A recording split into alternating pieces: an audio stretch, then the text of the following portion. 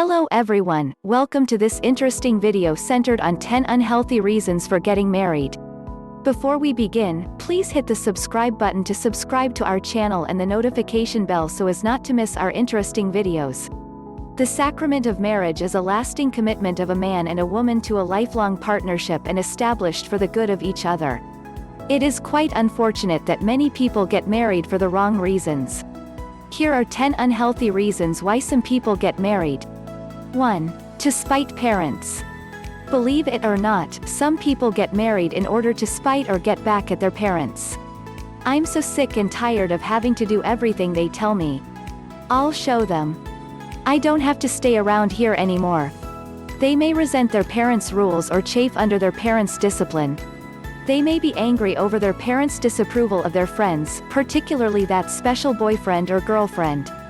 That anger or resentment may drive them to do something foolish, like getting married without thinking it through. Even though they may know nothing about marriage, they jump at the chance because they see it as a quick way to get out from under their parents' restrictions. Marrying to spite one's parents is a crazy reason to get married. That marriage is headed for trouble right away. The overriding emotion is negative, anger, resentment, bitterness, and not conducive for a healthy long-term relationship. Qualities essential to success, such as love, commitment, and faithfulness, are either absent or take a secondary role behind the primary motivation of spite. A person who marries out of spite sees his or her spouse not as a lover, companion, and friend, as much as a means of escape from dominating parents. That is insufficient grounds upon which to build a happy and successful marriage. 2. To escape an unhappy home. This is similar to the first unhealthy reason. Some people grow up in unhappy or difficult home situations, and all they want to do is escape.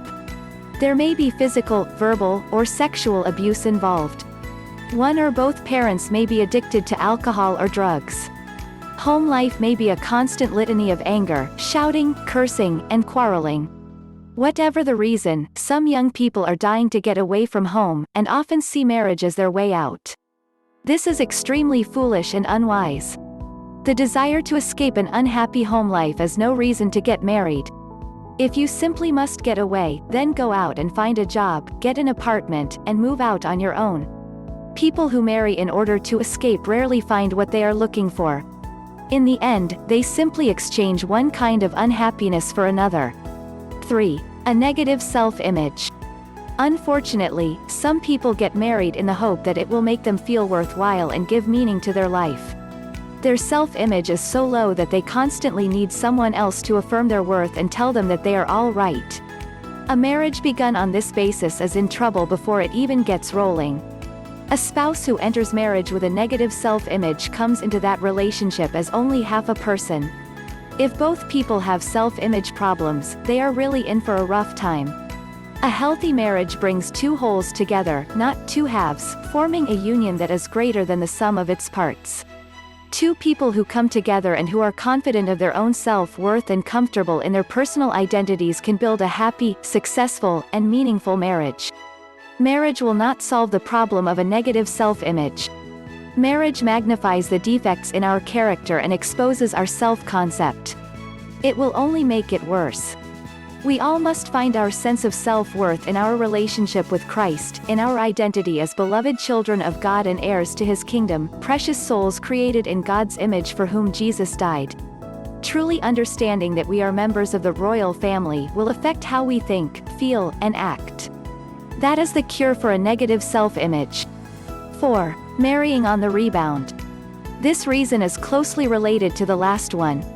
People who have been hurt in a former relationship or marriage often feel discouraged and depressed, with their self-esteem lying in the dirt.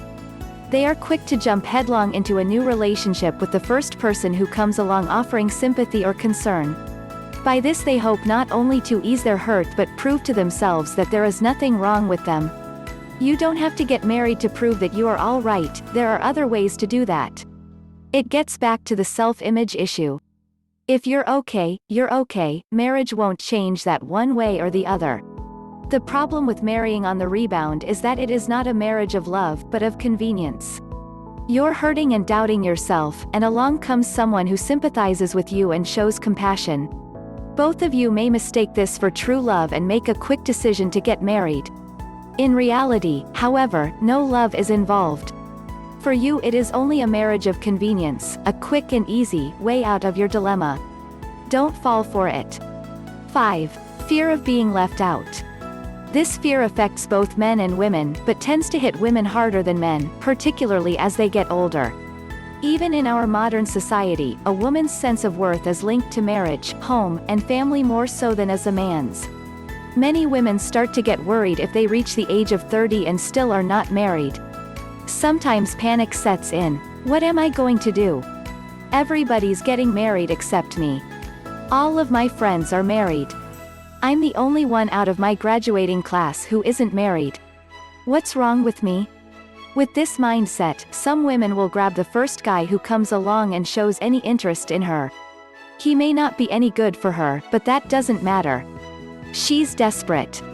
All she sees is that he is interested in her.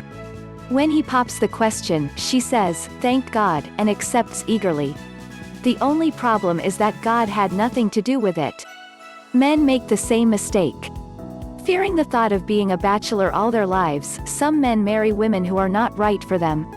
The happiness they sought eludes them, and all they know is sorrow instead. 6. Fear of independence. Some people grow up so dependent on their parents that when they become adults, and face the prospect of being out on their own, they get married in order to have someone else to depend on. Whether deliberately or not, some parents insist on doing everything for their children, never teaching them how to think or act for themselves. Some parents have a tendency to always think of their children as "my baby," and try to hold onto them forever. Children who grow up dependent on their parents often enter marriage expecting their spouse to take care of them and provide the same security they have always known. The first time they have to stand up and be independent, they crumble, because they never learned how. Once they are faced with the necessity of handling responsibilities they never had to worry about before, some of them can't deal with it.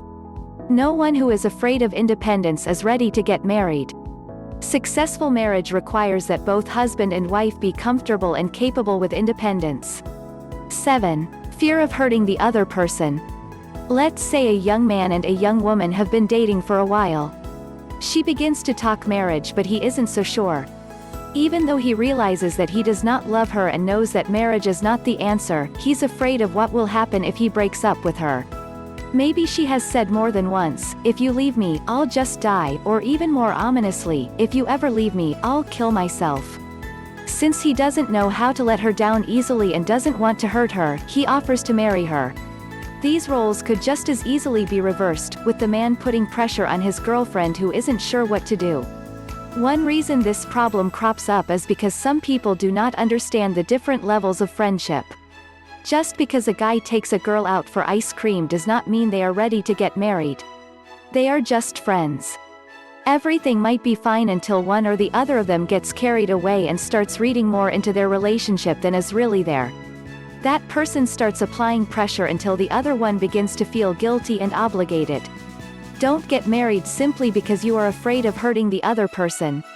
It is much better for both of you to go through temporary pain now than to get married and set yourselves up for a lifetime of pain. 8. To be a therapist or a counselor for the other person. It may sound crazy, but this is why some people get married.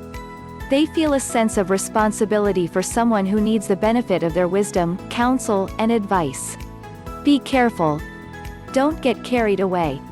Men, just because a young lady comes to you for counsel doesn't mean you should marry her. Ladies, just because a young man may seek out your advice doesn't mean he should become your husband. Marriage is not the proper forum for therapy. There are other avenues. It is not at all uncommon for people in long-term therapy to develop romantic feelings toward their therapist. Professional counselors have to watch out for this kind of thing all the time. A healthy marriage is the joining of a man and a woman as equal partners, both of whom are emotionally mature and secure in their self-image and personal identity. If you marry someone who is always looking to you as a counselor, you will never get any rest and they will drain you emotionally. Insecure in his or her own abilities and lacking self-confidence, your spouse will consult you about any and every little thing. Nothing will wear you out faster than a spouse who cannot think for himself or herself, or who will not make any independent decisions. Don't get caught in that trap. 9. Because of having sex. There is an old teaching that says that a man and a woman who have sex are married in fact if not in law. This is simply not true. We have already seen that sex does not equate to marriage. Sex alone neither makes nor breaks a marriage. According to God's design, sex is appropriate only within the bounds of marriage. Outside of marriage, sex is inappropriate and psychologically damaging, emotionally dangerous, and sinful. Having sex, therefore, is not the main reason to get married. Sexual abstinence is the only appropriate behavior for unmarried people, and especially believers. 10. Because of pregnancy.